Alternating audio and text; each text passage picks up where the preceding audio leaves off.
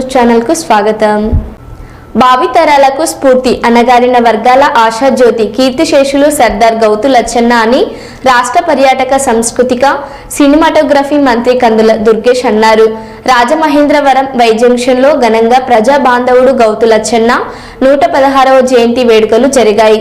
గౌతు లచ్చన్న విగ్రహానికి పూలమాలలు వేసి ఘన నివాళులర్పించిన మంత్రి కందుల దుర్గేష్ బడుగు బలహీన వర్గాల ఆశాజ్యోతి గౌతు లచ్చన్న జయంతి వేడుకలను జీవో నెంబర్ 83 ద్వారా అధికారికంగా నిర్వహించుకునే అవకాశం కల్పించిన సీఎం, డిప్యూటీ సీఎం మంత్రి నారా లోకేష్ కు ధన్యవాదాలు తెలిపిన మంత్రి దుర్గేష్ లచ్చన్న ఆశయాల సాధనకు కృషి చేస్తున్న గౌడ శెట్టి బలిజ సంక్షేమ సంఘాలను అభినందించిన మంత్రి దుర్గేష్